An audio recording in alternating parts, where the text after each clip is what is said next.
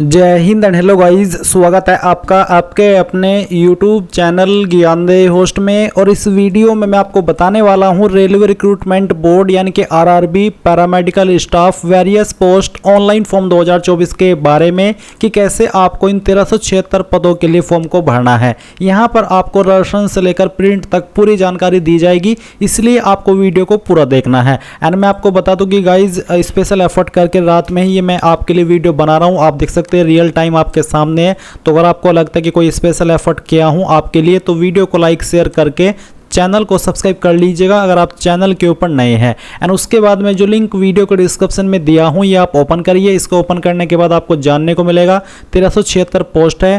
फिर यहां पर फीस कौन सी कैटेगरी को पे करनी है, कितनी, वो आप देखेंगे। और 16 सितंबर 2024 तक आप फॉर्म को भर सकते हैं।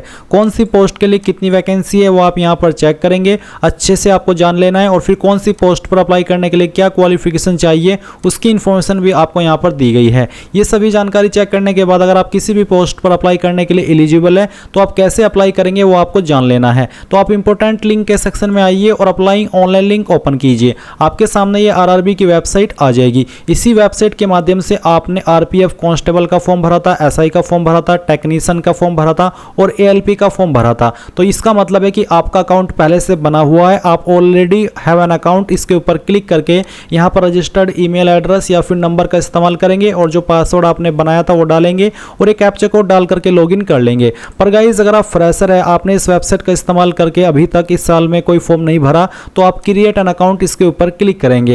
एंड इसके ऊपर क्लिक करने के बाद आपको यही बोला जा रहा है कि अगर आपने एएलपी, टेक्नीशियन, एसआई, कांस्टेबल या फिर जेई का फॉर्म भरा है तो आपको दोबारा से रजिस्ट्रेशन करने की आवश्यकता नहीं है। तो आप यहां से ओके कर दीजिए, क्योंकि आप फ्रेशर है तो आप यहां पर रजिस्ट्रेशन करेंगे। इसके लिए सबसे पहले कंट्री ऑफ नेशनलिटी में आप इंडिया सेलेक्ट करेंगे। फिर पर्सनल इंफॉर्मेशन में जो भी आपका नाम 10th के सर्टिफिकेट के अकॉर्डिंग है वो आपको यहाँ पर डालना है। उसको दोबारा से डाल करके आपको वेरीफाई कर देना है। अगर आपने 10वीं के बाद में आपका नाम बदला है तो यस करिए, नहीं तो आपको नो करना है। फिर जो भी आपकी डेट ऑफ बर्थ है वो आप यहाँ पर कैलेंडर के ऊपर क्लिक करके सिलेक्ट कर लेंगे। पहले ईयर, फिर यहाँ से आपका जो भी मंथ है वो, और उसके बाद में डे। एंड देन उसको दोबारा सेलेक्ट करके वेरीफाई कर लेंगे। फिर आपको आपका जेंडर सेलेक्ट करना है, उसको दोबारा सेलेक्ट करके वेरीफाई कर लेना है। फिर फादर नेम डालेंगे, फादर नेम को दोबारा डाल करके वेरीफाई कर लेंगे। उसके बाद मदर नेम डालना है, मदर नेम को दोबारा डाल करके वेरीफाई कर देना है। फिर आता है आपका आधार कार्ड का नंबर, तो आप आधार कार्ड नंबर डालिए और वेरीफाई यूजिंग आधार इसके ऊपर क्लिक कीजिए। अगर आपके पास आधार कार्ड नहीं है तो आप I do not have Aadhaar card इसके ऊपर क्लिक करके यहाँ पर I do not have Aadhaar card इसके ऊपर क्लिक कीजिएगा। और फिर इनमें से कोई भी एक आईडी आपको सेलेक्ट कर लेनी है। एंड देन उसका जो भी नंबर है वो यहाँ पर डालना है। इश्यूइंग अथॉरिटी बतानी है कि कौन सी अथॉरिटी के द्वारा आपका ये आईडी जारी हुआ है और कहाँ से जारी हुआ है, उस स्थान का नाम भी आपको देना होगा। पर अगर आपके पास आधार है तो फिर आपको ये देने की आवश्यकता नहीं पड़ेगी। फिर आप यहाँ पर आपका ईमेल एड्रेस डालेंगे और जनरेट ईमेल ओटीपी पर क्लिक करेंगे तो आपकी ईमेल पर एक ओटीपी जाएगा जो कि आप यहाँ पर डाल देंगे। फिर नंबर डालेंगे सेम वे में और मोबाइल वाला जो ओटीपी है वो जनरेट करेंगे और उसको यहाँ पर डाल देंगे। एंड देन आप यहाँ पर एक पासवर्ड बनाएंगे। पासवर्ड के अंदर आपके इंग्लिश का कैपिटल लेटर, स्मॉल लेटर, साथ ही साथ कोई एक स्पेशल कैरेक्टर भी होना चाहिए। तो कुछ इस तरह का पासवर्ड बना लेंगे और फिर उसको दोबारा डाल करके वेरीफाई कर देंगे।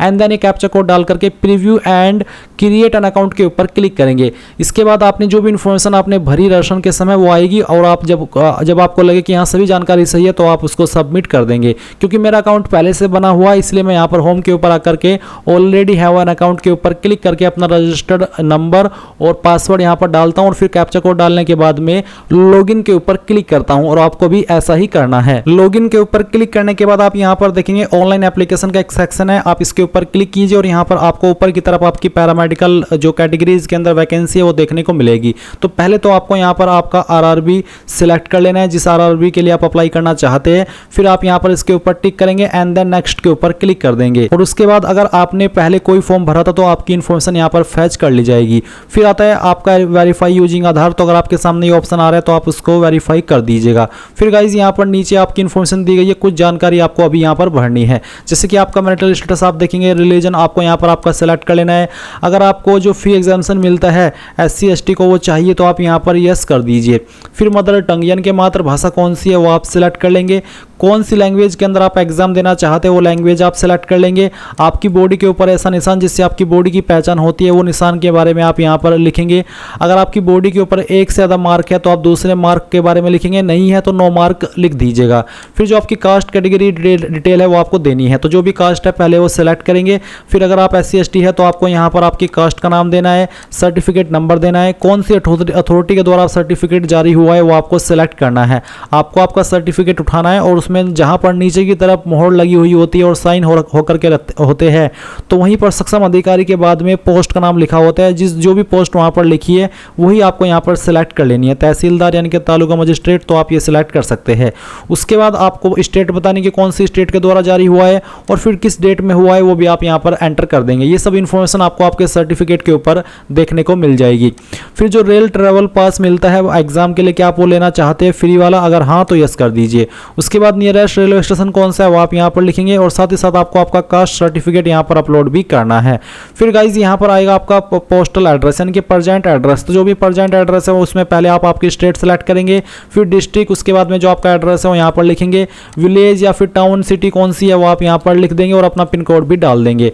अब अगर आपका प्रेजेंट और परमानेंट एड्रेस एक ही है, अलग अलग नहीं है, तो आप यहाँ पर टिक कर दीजिए। अलग अलग है तो अनटिक करके अलग से भर दीजिएगा। उसके बाद सेव कीजिए और नेक्स्ट के ऊपर क्लिक कर दीजिए। अब यहाँ पर आपके सामने अदर डिटेल में कैटेगरी डिटेल आती है जिसमें कि आपसे पूछे कि क्या आप एक्स सर्विसमैन है, अगर हाँ तो यस, नहीं तो आप नो करेंगे। अगर आप विकलांग है तो आप इस वाले ऑप्शन में यस करेंगे, नहीं तो नो ही रहने देंगे। अगर आप इकोनॉमिकली बैकवर्ड क्लास से आते हैं तो आप इसमें यस करिए, नहीं तो यहाँ पर भी आपको नो कर देना है। अगर आप अभी सर्विंग रेलवे के एप्लीकेंट है, अगर हाँ तो यस, नहीं तो आप नो ही रहने देंगे।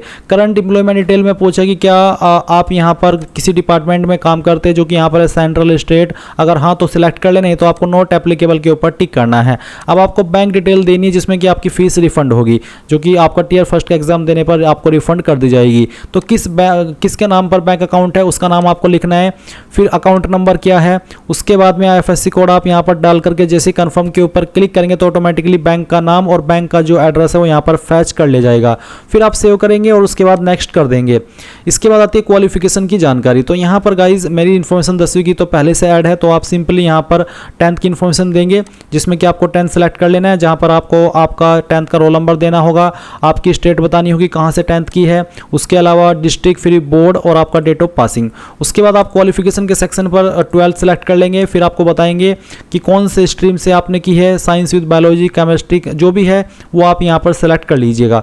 उसके बाद किस स्टेट से पास किए वो स्टेट आप सेलेक्ट करेंगे, डिस्ट्रिक्ट कौन सी थी वो डिस्ट्रिक्ट सेलेक्ट कर लेंगे।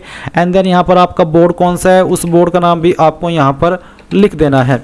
ये लिखने के बाद में आप बताएंगे कि किस साल के अंदर आपने ये जो क्वालिफिकेशन है आपकी वो आपने पास कर ली थी, इस तरह से। तो आप यहाँ पर आपका पासिंग ईयर सेलेक्ट कर लीजिए, फिर यहाँ से आपका मंथ और फिर डे। उसके बाद आप ऐड के ऊपर क्लिक करेंगे तो ये क्वालिफिकेशन आपकी ऐड हो जाएगी। अब आपको अगर आपके पास कोई अन्य क्वालिफिकेशन है या फिर ऐसी पोस्ट पर आप अप्लाई करें जिस पर कि वो क्वालिफिकेशन मांगी है, तो वो क्वालिफिकेशन आपको यहाँ पर लिस्ट में से सिलेक्ट कर लेनी है। जैसे कि BSc nursing, BSc home science, जो भी है वो आप सिलेक्ट कर लीजिए। तो जैसे कि मैंने यहाँ पर BSc नर्सिंग सेलेक्ट की, तो फिर आपको आपका डिसिप्लिन बताना है, फिर यहाँ से आपको आपकी स्टेट बतानी है, डिस्ट्रिक्ट यहाँ से आपको आपकी बतानी है जहाँ से आपने क्वालिफिकेशन की है। उसके बाद में आपको यहाँ पर आपके जो कॉलेज है या फिर जो आपकी यूनिवर्सिटी है उसका नाम भी आपको यहाँ पर एंटर करना होगा।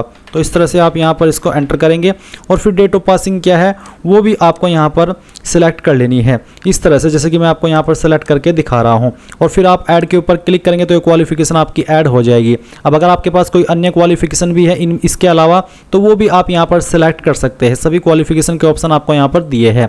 उसके बाद वर्क एक्सपीरियंस, तो अगर आपके पास वर्क एक्सपीरियंस है या फिर आप ऐसी पोस्ट पर अप्लाई करें जिस पर एक्सपीरियंस मांगा है, तो आपको नेचर ऑफ एक्सपीरियंस पहले तो सिलेक्ट करना होगा।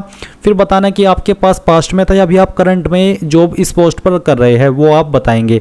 फिर किस डेट में जॉब ज्वाइन की थी वो डेट आप सेलेक्ट कर लेंगे एंड देन ऐड के ऊपर क्लिक कर देंगे। फिर आप नेक्स्ट के ऊपर क्लिक करेंगे। अब यहाँ पर गाइस फोटो एंड साइन का ऑप्शन आएगा। मेरा फोटो यहाँ पर पहले से वाला फैच कर लिया है, तो आपको इस तरह का फोटो अपलोड करना है जिसका बैकग्राउंड बिल्कुल व्हाइट हो। एंड फोटो कैसे बनाना है उसके लिए आपको यूट्यूब के ऊपर काफ़ी सारी वीडियोज़ मिल जाएगी और वो वीडियोज़ मैं यहाँ पर अपनी वेबसाइट के ऊपर भी ऐड कर दूंगा, जिसको वॉच करके आप आपका फोटो बना लीजिएगा। साइज आपको 30-70 KB के बीच में रखना है और सिर्फ साइन अपलोड करेंगे आप यहाँ पर, तो आपको आपको साइन का साइज कितना रखना है वो भी आप देख सकते हैं। उसके बाद आप सेव के ऊपर क्लिक करेंगे एंड देन नेक्स्ट के ऊपर क्लिक कर देंगे। अभी यहाँ पर गाइज जो मैंने क्वालिफिकेशन भरी है उस क्वालिफिकेशन के अकॉर्डिंग मैं इन दो पोस्ट पर अप्लाई करने के लिए एलिजिबल हूँ, जैसे कि नर्सिंग सुपरिटेंडेंट और फील्ड वर्कर। तो जिस पर भी आपको पहले नंबर पर प्रेफरेंस देनी है वो आप इस तरह से सेलेक्ट कर लीजिएगा। उसके बाद आप यहाँ पर आइएगा और पहले यानी कि कहाँ से आपने फॉर्म को भरा है वो आप यहाँ पर सेलेक्ट करेंगे यानी कि भरेंगे और फिर प्रीव्यू एप्लीकेशन के ऊपर क्लिक करेंगे। इसके बाद गाइज आपके सामने आपके फॉर्म का प्रीव्यू आएगा। जो भी जानकारी आपने शुरू से लेकर अभी तक भरी है वो आप चेक कर ले। जब आपको लगे कि यहाँ सभी जानकारी सही है तब आप इसके ऊपर टिक करें एंड देन सबमिट के ऊपर क्लिक करके यहाँ से सबमिट कर दें। सबमिट करने के बाद में आपको यहाँ पर फीस के इंटरफेस पर सेंड किया जाएगा और फिर जैसे आप फीस जमा कर देंगे तो आपका फॉर्म फाइनल सबमिट माना जाएगा। सो इस तरह से गाइज आप लोग RRB paramedical various post online form 2024 को भरेंगे। आई होप आपको ये प्रोसेस पसंद आया होगा। So thanks for watching. जय हिंद।